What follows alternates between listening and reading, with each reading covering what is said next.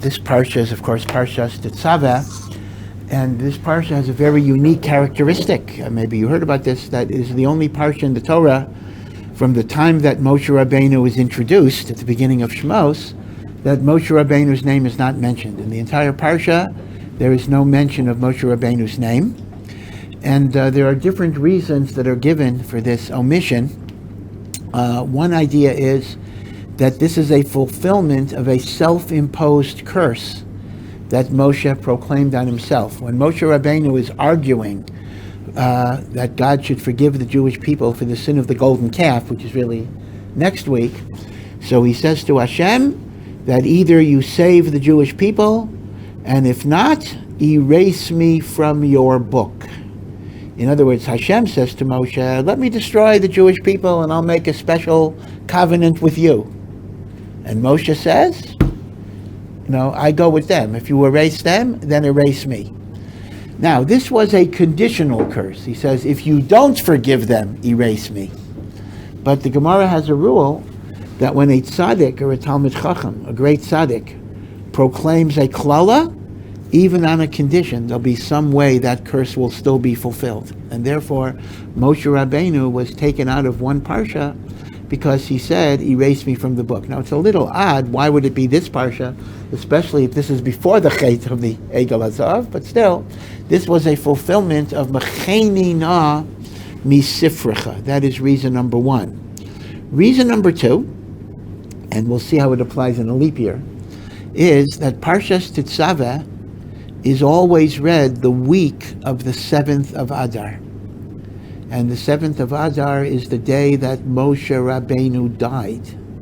So as an allusion that Moshe Rabbeinu will die this week, his name is not mentioned. I'll talk about leap year in a moment, how that works.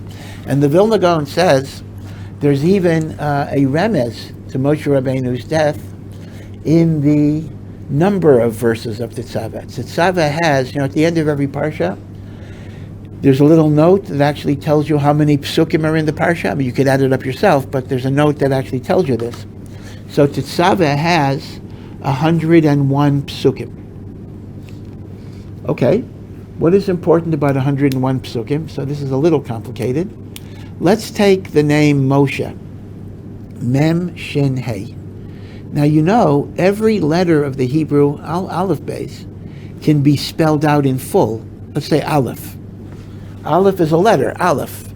But you can spell it. Aleph, Lamed, Pei is Aleph.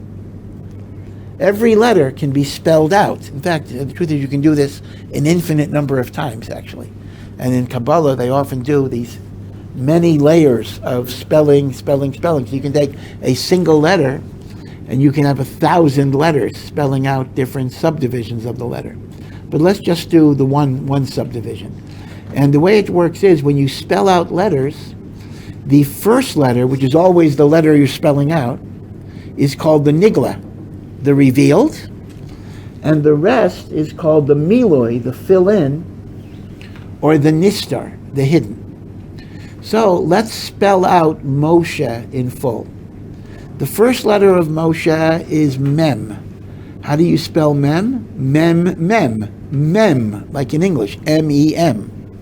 Right? M would be spelled M-E-M. So, Mem. So the hidden part of Moshe is 40.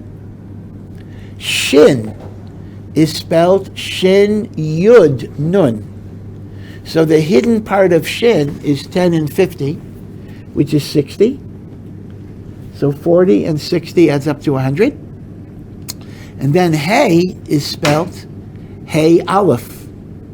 So the hidden portion of Hey is Aleph, which is 1. So what do you have? 40, 60, 1050, and 1. 101. 101 is the concealment of the name Moshe. So that highlights the idea that for 101 verses, Moshe is concealed, and this is the parsha which symbolizes Moshe Rabbeinu's death. Concealment. This is from the Vilna Gaon. By the way, as a totally unrelated aside, I want to give you another example of the Vilna Gaon using the revealed and the hidden of a letter. Nothing to do with the parsha at all. Take the word siyum. Siyum, right? When you finish a tractate, you make a siyum, conclusion, party. So let's spell out siyum. Samach is spelled samach mem chaf. Samach. Yud vav dalet. Yud. Vav is vav, like V-A-V. And mem is mem, like M-E-M, mem. So we have the revealed and the concealed. And the Vilna Gaon points out that this is a rare case where the Gematria of the concealed is equal to the Gematria of the revealed. Samach, 60. How do you spell it? Samach mem chaf. Mem chaf is 40-20, equals 60. Yud vav dalet. Yud is 10, vav and dalet, 6 and 4 is 10. Vav, 6. Mem, 40-40. The Gematria, this is not true for most words, the Gematria of the hidden is the same as the Gematria of the revealed. Why is that important? Because in every siyum, there are the open participants of the siyum, those who learned the Masechta, and then there are the people behind the scenes whose role may be hidden, but they enable the learning to take place, whether it be your family, your spouse, your friends, your yeshiva. And we have to know that in a siyum, it's the hidden people behind the scenes who are equal, so to speak, to the people who did the actual learning. Because without those people behind the scenes, we would not be able to accomplish what we accomplished. That's why the hidden and the revealed have the same gematria. Now, as I say, this is actually one of the tools of Kabbalah.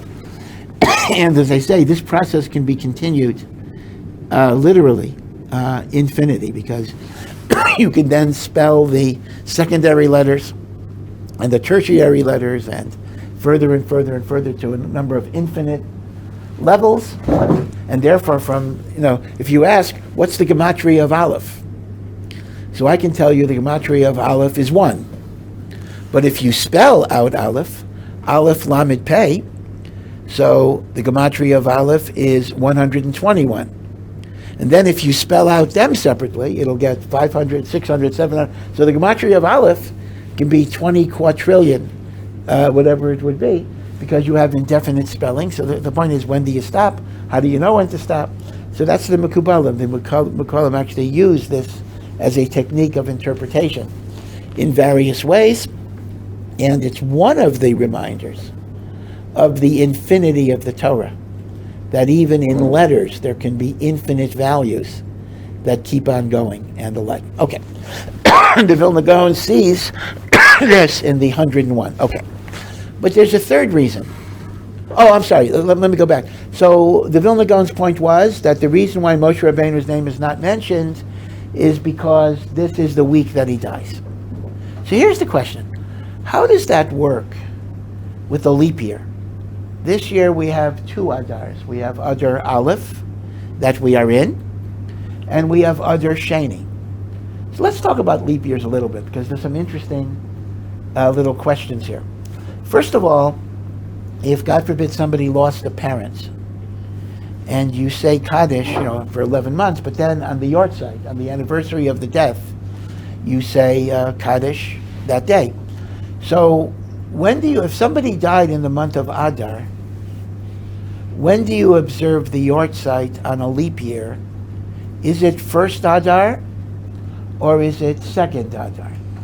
Let's say somebody died the 5th of Adar. So here we have to differentiate. If somebody died on a leap year, then that's very simple. If somebody died in Adar Rishon, then in a regular year I keep the yahrzeit in Adar. In a leap year, I just keep it Adar Rishon, because that's the yahrzeit. So that's not the question. That's obvious that if somebody died in a leap year, the yahrzeit is going to be the particular Adar they died, and it'll be the regular Adar when it's not a leap year. But where you get the question is the other way around. Let's say somebody died in a regular Adar. Right? Let's say somebody died last year. Right? Somebody died, last year was a regular year. Somebody died the 5th of Adar. And now we have 2 Adars.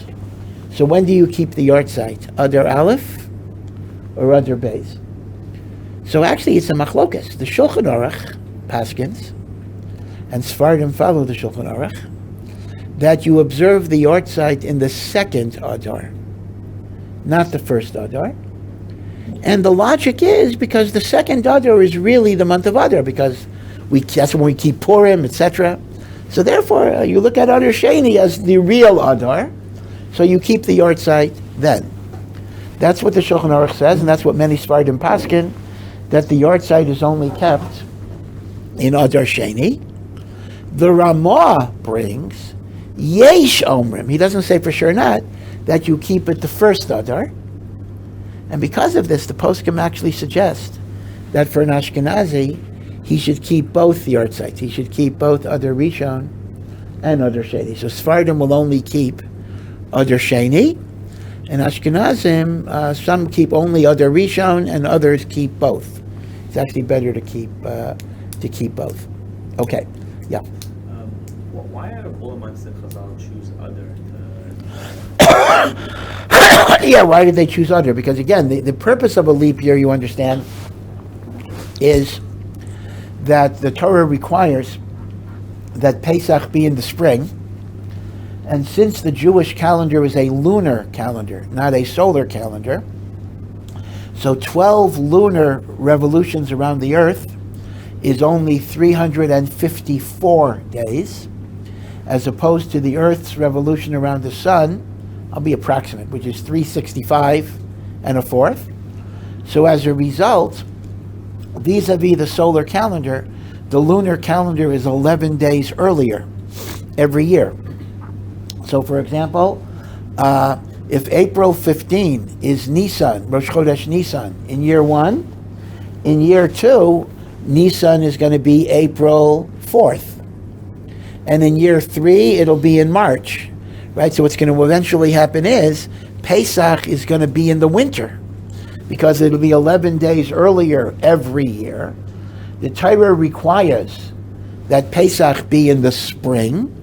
So whenever Pesach is moving too earlier in the solar year, we stick in an extra month to push Pesach into the spring.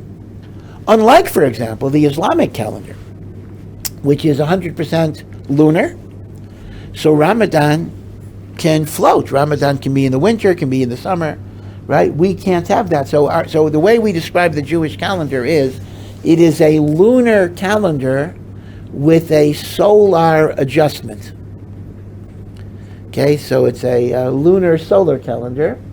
It's lunar, but we have the extra month. And the way it works is, it's a very intricate cycle. It is 7 out of 19 years. 7 out of 19 years. We know ahead of time now, in the time of the Beis HaMikdash, we didn't know. Witnesses every year that Sanhedrin would have to make its own decision. But today it's a predetermined 7 out of 19. So it's every 3 or 2 years, meaning the pattern is irregular because 19 is not divisible. But between every 2 or every 3 years, there'll be a leap year. So the question is, okay, so we have to add a month to push Pesach into the spring, but it could be any month. You could have had 2 Tishreis. You could have had 2 Cheshvans, whatever it would be. Why b'dafka do we choose the 2 Adars? It is a good question. One simple answer would be that since the whole purpose of the leap year is to fix Nisan, we want Nisan to be later, so we put the repair right adjacent to the month that you want to repair. I have to repair Nisan, so I put it next to Nisan. There's also a remez that since Mishenichnas Adar Marbin B'Simcha, since Adar is the month of joy, when we have a choice of which month to add, Chazal wanted to add 2 months of joy. I think I had mentioned, forgive me for repeating it, a thought of Lubavitcher Rebbe, that when you have 2 Adars, you have 60 days of joy. And that's a wonderful thing, because 60, halachically, is the shiur, is the quantity that nullifies anything that's the opposite. For example, if you have a big pot of meat soup and a little milk falls in, what's the halacha? If you have 60 times the meat, the milk is nullified. Even if it's treif, even if pork would fall into the meat soup, it would be nullified. Beetle, this is called beetle b'shishim. Nullification in 60. This is one of the most important rules of kashrus. So the Rebbe said, if 60 nullifies the opposite, right? 60 meat nullifies milk. 60 kosher nullifies treif. 60 simcha nullifies sadness and sorrows. And therefore there's a special bracha in a leap year that the tsaros get nullified and batel based on the principle of bitul b'shishim. But that it is a good question. But as I say, I think the simple shot would be that since you're being Masake Nisan, so we put Adar right next to it. Okay, so that's the shaila about yahrzeits. Now, what about bar mitzvah? Meaning, let's say a child was born in Adar, a regular Adar, and now he's 12 years old, and he now has his bar mitzvah. Does he make his bar mitzvah? Well, it's not just that making mitzvah is not important, but when does he become an adult? Does he become an adult Adar Rishon? Or does he become an adult Adar Sheni? So for bar mitzvah, we actually paskin his birthday is going to be Adar Sheni, meaning he's not going to be an adult until Adar Sheni. So this gives rise to a fascinating shaila. In fact, this might be I never want to call anything in Torah trivial pursuits, but if you're playing Trivial Pursuit and you're coming up with brain teasers, this would be a brain teaser to think about. 2 boys were born the same year. One boy was born after another boy, but he will have his bar mitzvah first. The younger child will become an adult before the older child. How will this work? So this will work in the following situation. 2 children are born in a leap year. One child is born the 20th of Adar Rishon, and the other child is born the 10th of Adar Sheni. That's 3 weeks later. Right? The second kid is younger. 13 years later, it's not a leap year. It's only a regular year. So the kid that was born the 10th of Adar Sheni will become bar mitzvah the 10th of Adar, and the kid that was born the 20th of Adar Rishon will become bar mitzvah the 20th of Adar. So based on that, right, something you could try out on your friends, is it possible for a younger child to become bar mitzvah before an older child? Answer is yes. When one was born in Adar Aleph and the other was born in Adar Beis, and the year of their bar mitzvah is a non-leap year. Because if it's a non-leap year, all you have is one Adar, so that's going to determine their birthday. So now, let's talk about Moshe Rabbeinu.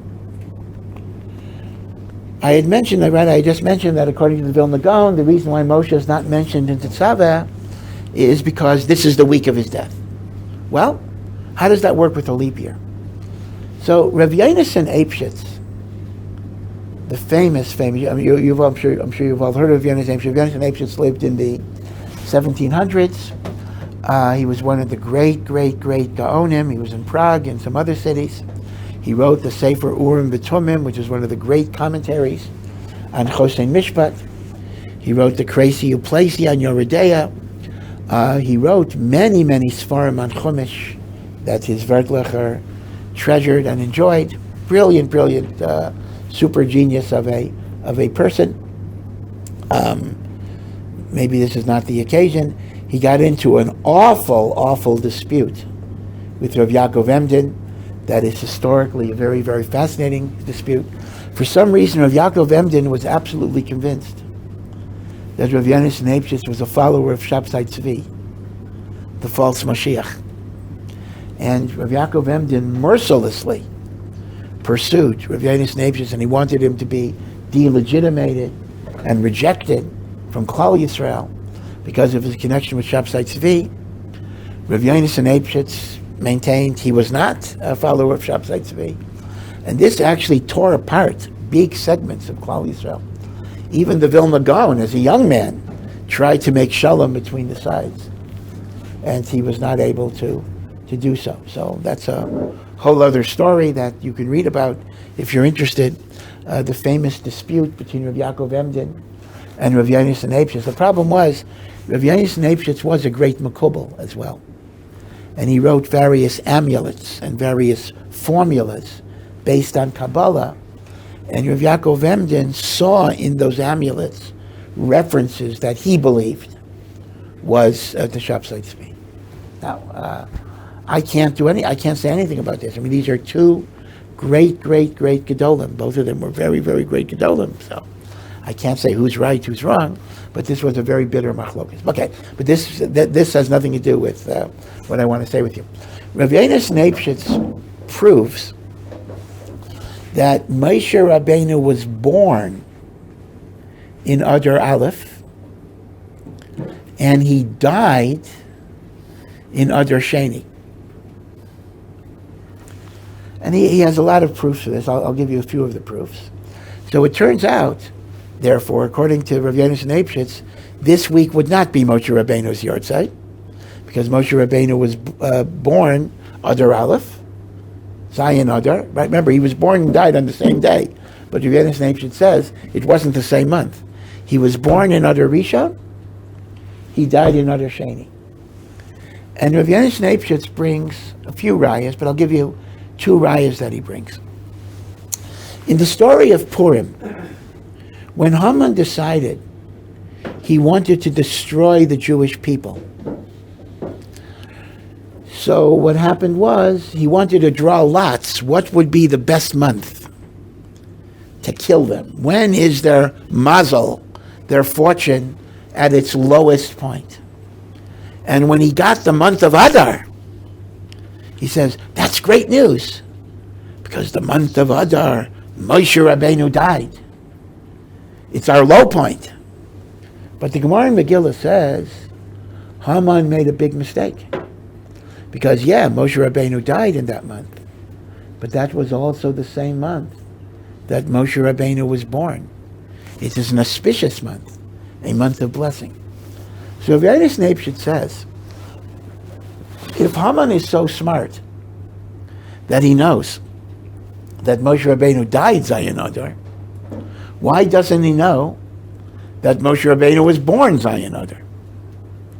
So here is Rav Yonasan Eybeschutz pilpulistic answer. Moshe Rabbeinu was born Zion Adar Aleph.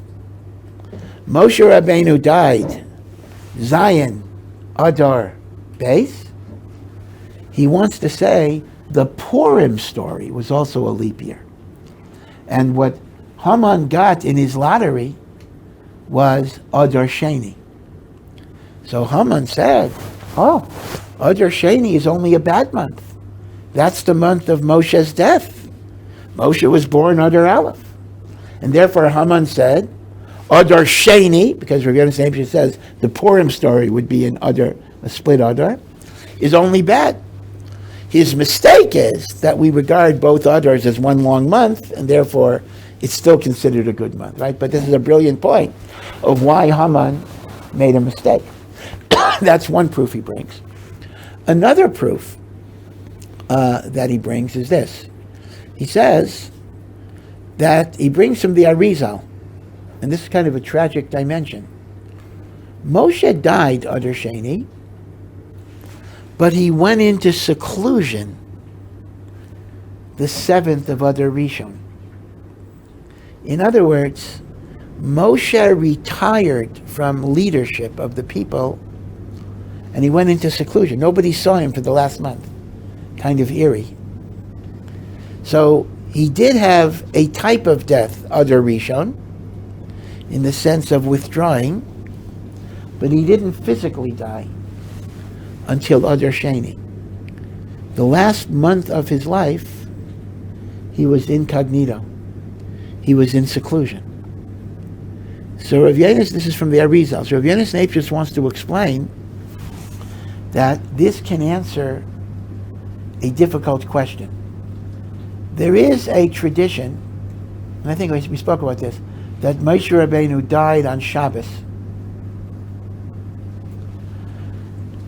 This is why Shabbos Mincha, after Chazaras Hashatz, we say Sidkas Chatzedek, right? You know the three psukim?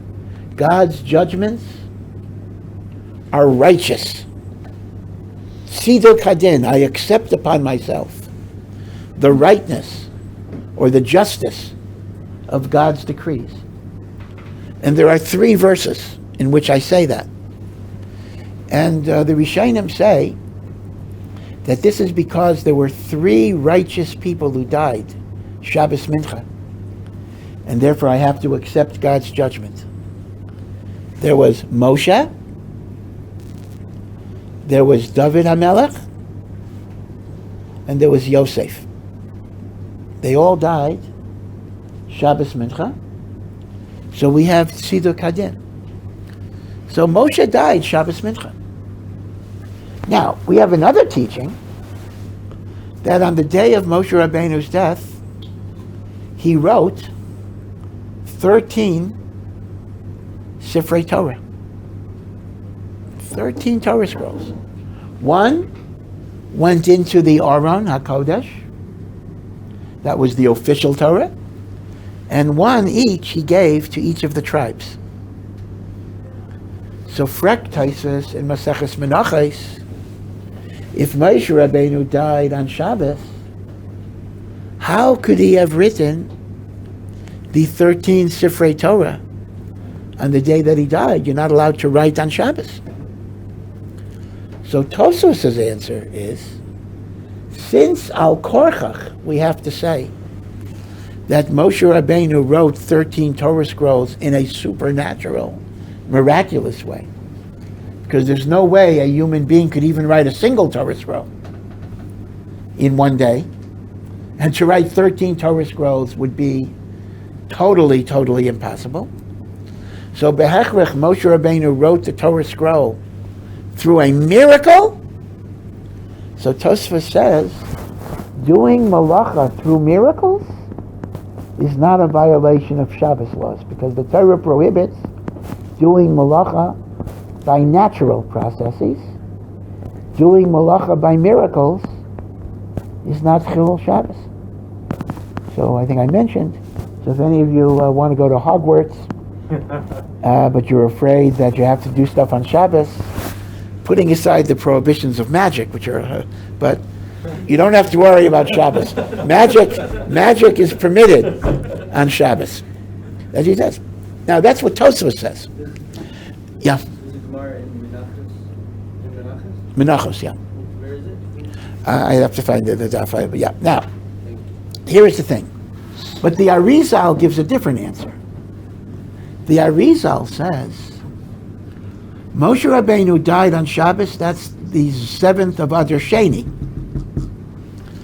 He wrote the 13 Sifrei Torah when he experienced the first level of his death. That's the seclusion and the isolation of the 7th of Adar Rishon. So if you go backwards 30 days, if the 7th of Adar Sheni is Shabbos, the 7th of Adar Rishon would be a different day. And therefore, Moshe wrote the Torahs on the 7th of Adar Rishon, which was not a Shabbos. He died on the 7th of Adar Sheni. That was a Shabbos. And therefore you don't have Tosfos' question. But now, of course, the issue is the last verses were not completed, but that the Gemara says anyway.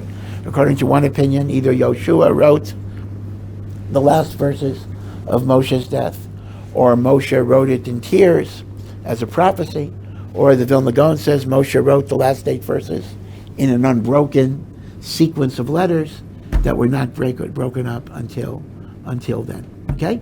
So this is what Rav Yonasan Eibshit says. Yeah. Is it never Pashut? 2 questions. First is that it's never Pashut that there was other bed. All right, so that's a very good question. The question is this.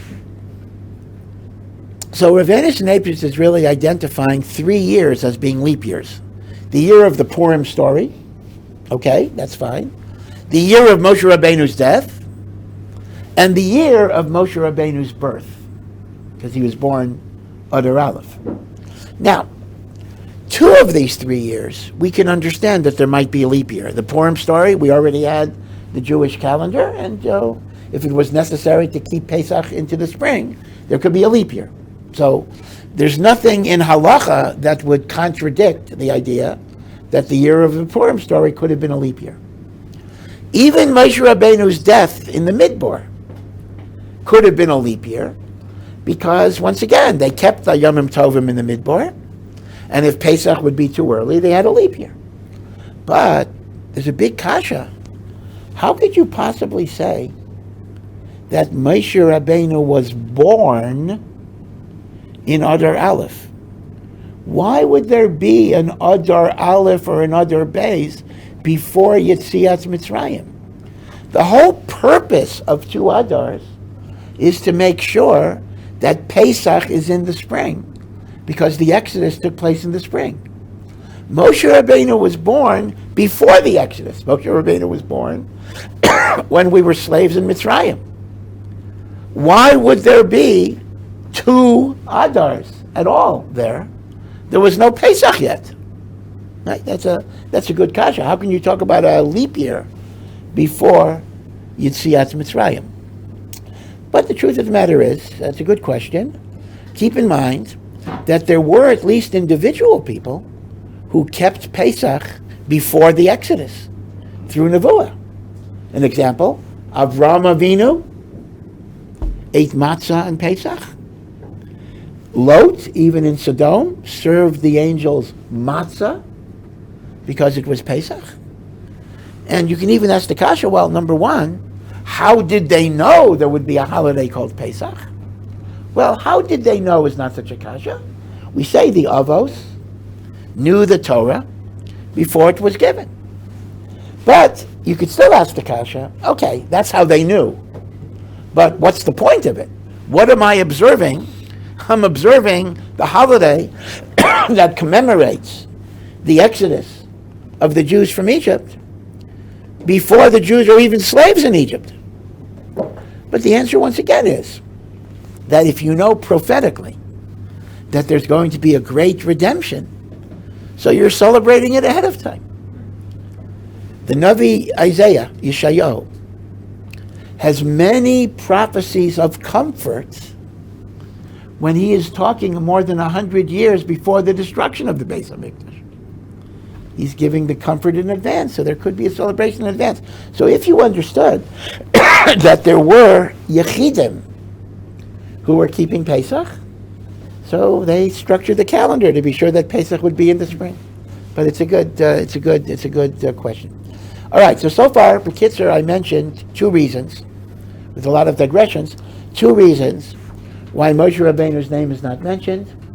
One is because he proclaimed a curse on himself, that he should be erased. And the other is, this is the week, although not this year, that Moshe Rabbeinu dies, and therefore he is absent. There's a third reason that's given, and that is, what goes on in this parsha is, on one level, a deep humiliation and shame for Moshe Rabbeinu.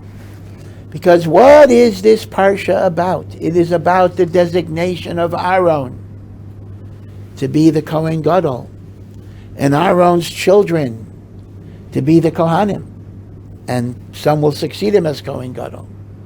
Originally, Moshe Rabbeinu was supposed to be not only the leader of Am Yisrael, but he was supposed to be the Kohen as well. And why did he lose the kahuna? It was a punishment because he was so reluctant to assume the leadership.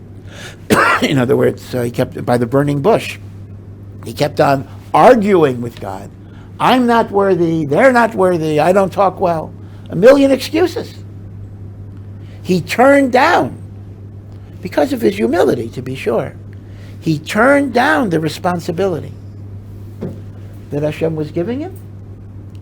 Hashem said, because of that, I'm not going to give you a certain responsibility.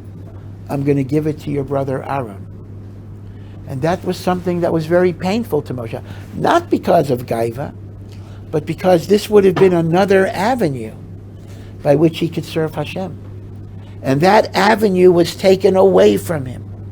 Now we know, when you make Kiddush Friday night, Shabbos morning as well, you cover up the chalas. That's a halacha. You have to cover up the chalas. Why do we cover up the chalas? So there are a few. There's more than one reason, but the most familiar reason is we don't want to embarrass the bread, because normally a meal begins with hamotzi. Bread is always number one, but when it comes to Kiddush, we give pride of place to the wine. The bread is experiencing, I'll discuss what that means exactly. The bread is experiencing shame and humiliation. So we cover it up so the bread should not be present as it's being ashamed. The analogy is exact. This is the parsha where Moshe Rabbeinu is being shamed. Therefore, we don't mention him. Like you remove the bread, not to highlight his embarrassment. Even though, it's interesting, the Ramban makes a point in the opposite direction. Hashem is talking to Moshe in this parsha, V'yata Titzaveh, you shall designate Aaron. The Ramban points out, Atat Titzaveh, Hashem is telling Moshe, you got to do it yourself. You can't delegate it to a shaliach, because you have to show Am Yisrael that you're not jealous. You don't begrudge. The same way Aaron didn't begrudge you. Because remember, when Moshe was gone from Mitzrayim for many, many years, who was the leader of the Jewish people in Mitzrayim? Aaron. Aaron was the Navi. Aaron was the leader. Moshe shows up, takes over. Aaron might have felt some pain as well, and yet the Torah says, your brother will see you, and your brother will rejoice in the greatness that God is giving you. Now, Moshe has to return the favor, the Ramban says. You, Moshe, have to openly show that you rejoice in the distinction that we're giving to Aaron. Let me just end with one thing. We talked about the idea that I know you've heard before, that the reason we cover the bread is we don't want the bread to be embarrassed when I honor the wine. Now, the question is, does bread get embarrassed? I mean, listen, bread has been through quite a lot before here. It's been ground into flour, and it's been beaten, threshed, and ground into flour, and then, you make it into a dough, so you smack it and hit it and knead it, and then you bake it in an oven at 300 degrees. It's been through a whole ringer, so it's going to get embarrassed. So they tell a story with the Chafetz Chaim, that the Chafetz Chaim once came to someone's house. He was traveling, he was a Shabbos guest. And when they came home from Shul, the Balabayas noticed that his wife did not cover up the bread, the challah, before Kiddush. So he was embarrassed. He didn't want the Chafetz Chaim to think he was an Amoritz. So he says to his wife, why don't you cover the challah? Don't you always know we cover the challah? Why don't you cover the challah? And he's kind of irritated at it. So the Chafetz Chaim says to him, tell me, Rabbi, maybe you could explain to me why it's so important to cover the challah. So the man, again, didn't want to show he was an Amoritz, and he says, well, everyone knows we cover the challah, not to embarrass the bread.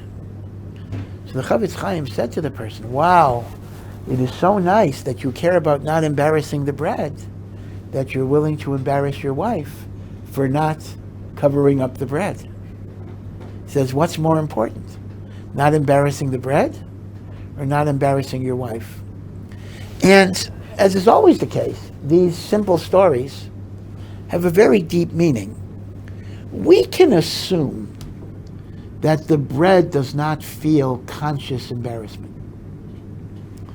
But the Torah, or not the Torah, the Chachamim are giving you a ritual to highlight the importance of not doing anything that causes pain. So the bread is like to remind me that if I have to be sensitive to the bread, then how much more so I have to be sensitive to a human being. So somebody who covers the bread and treats a human being poorly, even if it's not their wife, and kal v'chomer, if it's their wife, is kind of missing the point.